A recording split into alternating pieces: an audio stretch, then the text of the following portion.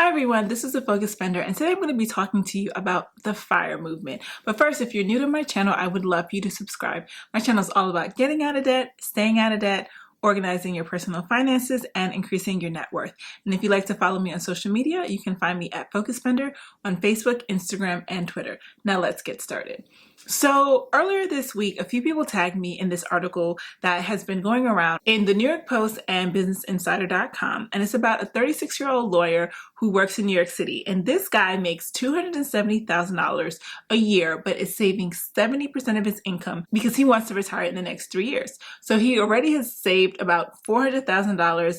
And to aid him in reaching early retirement, he is living in New Jersey so that he can avoid the New York City taxes. He only has about 5 or 6 old suits that he uses, and he repairs them by hand. He eats mainly rice and beans, and he doesn't even turn on his heat in the wintertime because he is so focused on saving as much money as possible so that he can retire in the next 3 years. Now, why is he doing this? He is doing this because he is following the FIRE movement. So FIRE stands for Financial Independence / Retire Early. So there's 2 phases to the FIRE movement. To reach financial independence, you basically have to amass a large enough nest egg or investment account that's going to allow you to retire in your 40s, 30s, or even 20s and live off of it for the rest of your life. There's 2 methods you can follow if you're following the FIRE method, and that is the lean FIRE method or the fat FIRE method. Now, the lean FIRE method is when you are saving as much money as possible by drastically reducing your expenses.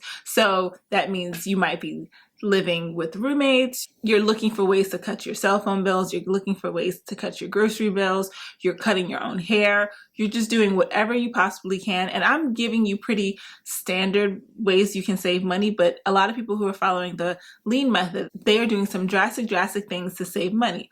Now, the other method that you can follow is the fat FIRE method. And the fat method is where you are basically increasing your income as much as possible so that you're able to save as much as possible. Now, thinking about the lean FIRE method or the fat FIRE method, they both have a target number that you are trying to get to. Now, the way that you get to your target number is that you're taking your annual expenses and multiplying that by 25. That is a number that you need to save. So let's say your annual expenses is $24,000, then you just need to save $600,000. Let's say your annual expenses is $48,000 and you need to save $1.2 million before you can even think about retiring.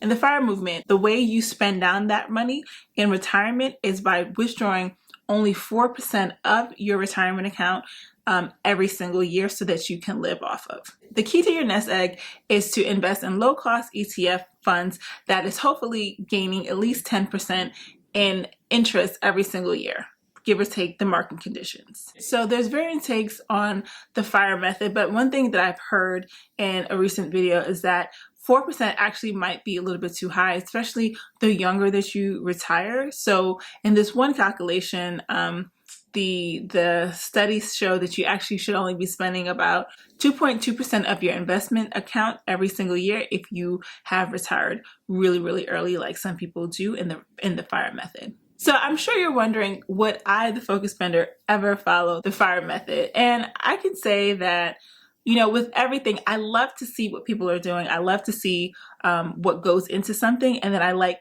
to steal bits and pieces of it. So personally, saving 70% of my current income would be a stretch. Like, I don't know how I would do it.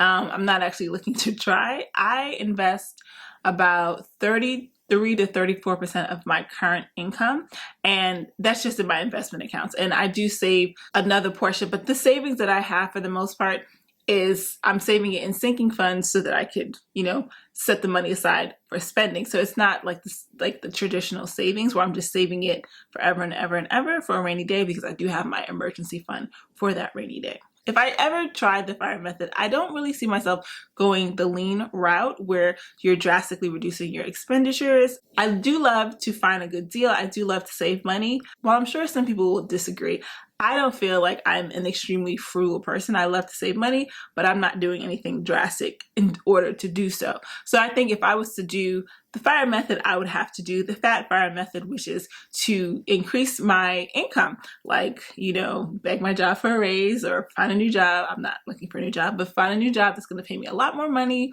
or, you know, do a video every single day so that I can drastically increase my YouTube revenue. So I think I would have to follow the fat method, because I'm someone that actually is pretty good at keeping my expenses the same no matter how high my income gets. So if I did it, that's the method I would do. Personally, I do think I'm going to be able to retire early. I just don't see myself retiring in my 40s, and I think that's okay because I do like working.